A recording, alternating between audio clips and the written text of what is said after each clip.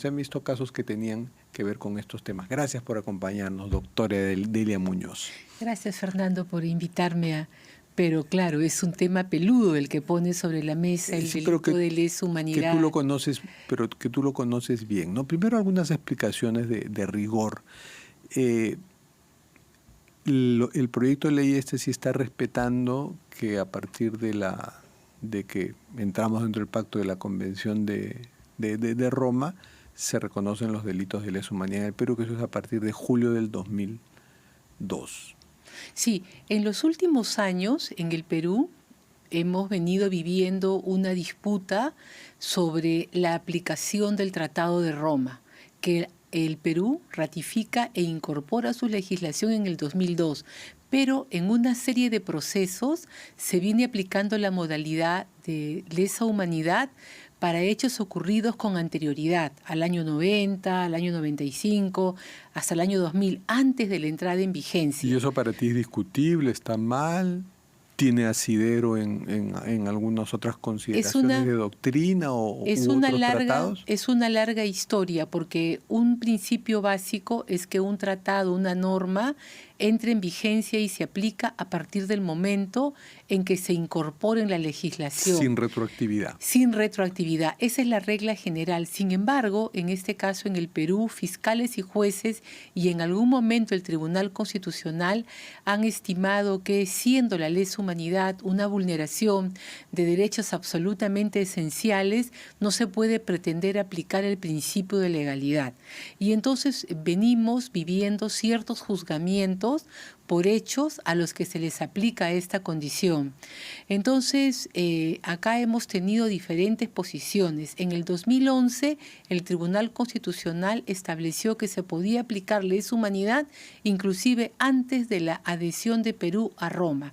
Luego, en el año 21, si no me equivoco, es el Tribunal Constitucional de ese entonces que en una resolución con un voto mayoritario establece que no, que había que aplicar el principio de legalidad. Que hay sentencias contradictorias de dos distintos tribunales constitucionales y además, en la práctica tenemos algunos procesos en los que se viene aplicando el criterio de lesa humanidad para juzgar delitos que, según la legislación peruana, deberían de tener otro tipo de calificación. ¿Y cuáles son los delitos de lesa humanidad considerados en el Tratado de Roma? Los delitos de lesa humanidad son ejecución, ¿no? Ejecución extrajudicial, esterilizaciones forzadas, asesinato, genocidio.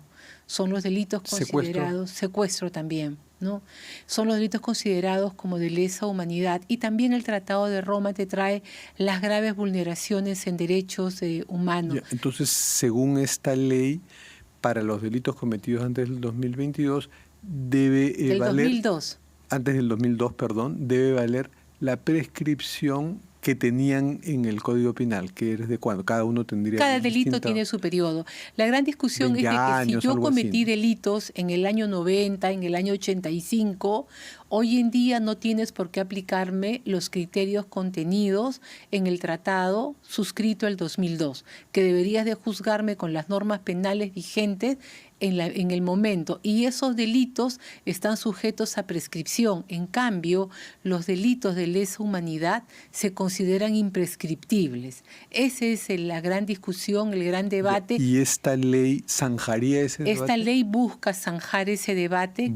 Zanjar porque no está zanjado. Busca zanjar porque... Quienes se oponen, ¿qué podrían alegar? Van a poder realizar diferentes acciones. En primer lugar, en un proceso en concreto, pedir al juez que aplique la norma directamente, y la otra parte podrá pedir que el juez declare esa norma inconstitucional o anticonvencional y no la aplique. También podrían ir al TC. También pueden ir al TC en una acción de inconstitucionalidad o mediante un amparo que resulte improcedente para que revise. El gobierno no va a observar esto, ¿no?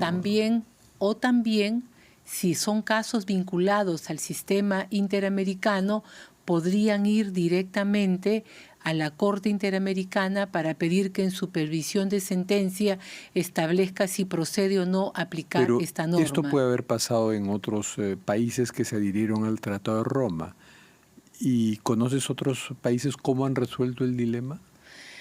Lo que pasa es de que en el tema de Perú es que tiene los casos muy antiguos y antes de la entrada en vigencia de Roma, donde se viene discutiendo en sede nacional ese asunto, ¿no? En el sistema internacional, a partir de Roma, lesa humanidad es imprescriptible. Esa es la regla con la que se ha venido trabajando. El Perú tiene esa situación bastante excepcional. Ya.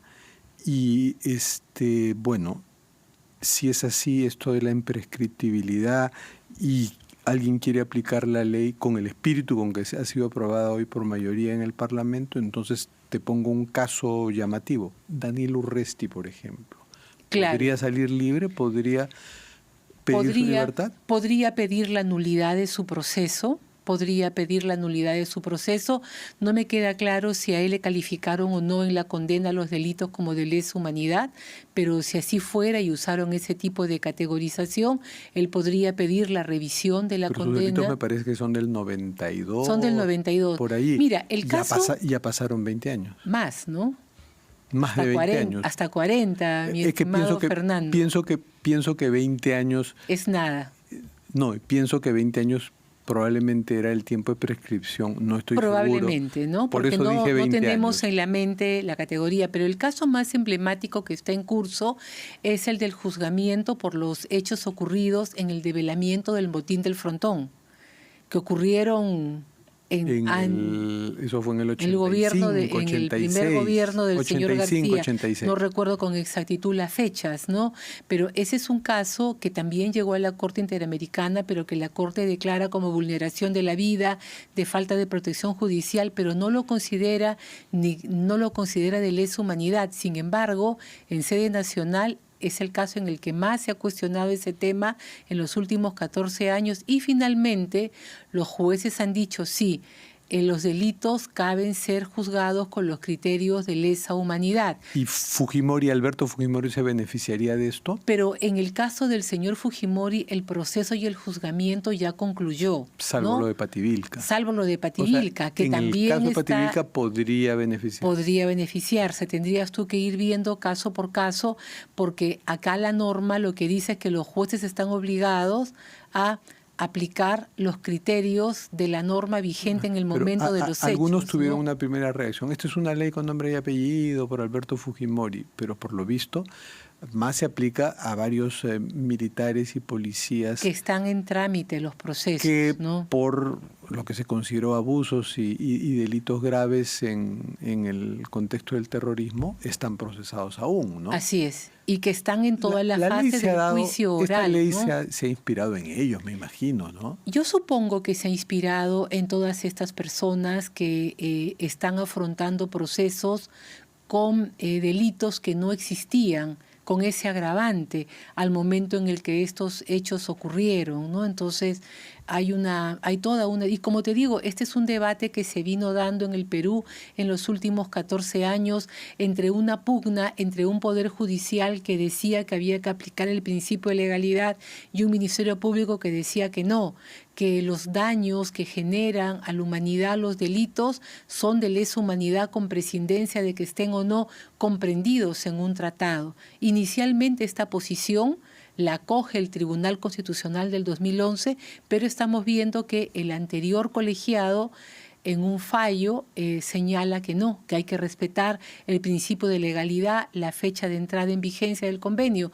Entonces ahora lo que va a venir es esta discusión post-aprobación de la norma en torno a cuál va a ser la solución definitiva, ¿no? Y la otra pregunta es, ¿los terroristas podrían beneficiarse de esto en la medida que han cometido delitos que también ahora son calificados de lesa humanidad, o el delito de terrorismo está al margen? El delito de terrorismo era delito de terrorismo como tal.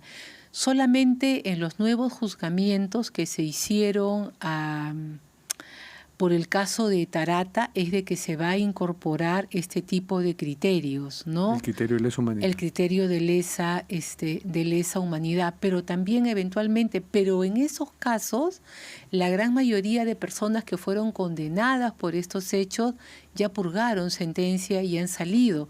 Solamente queda en cárcel los miembros de las cúpulas de ambos movimientos terroristas. Para los que ¿no? se aplica la cadena perpetua. Para los que se aplicó la cadena perpetua, pero que está sujeta a revisión al cumplir los 35 años de pena.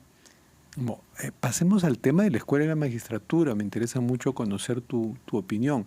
Es todo un rediseño del sistema de justicia, por lo menos bastante apurado. ¿Qué impresión te causa? Sí, la primera de que hubiera sido interesante un poco más de debate, pero también entiendo que todos venimos reclamando que se haga algo por esta crisis del sistema judicial que estamos viendo todos los días, transcurre en una historia y otra que ya parece una serie, ¿no? Entonces se ha tomado la decisión de modificar todo el sistema. Hoy en la actualidad tú puedes ingresar a la carrera de la magistratura, sea fiscal o poder judicial, en cualquier instancia, como fiscal provincial, juez de primera instancia, inclusive hasta nivel supremo.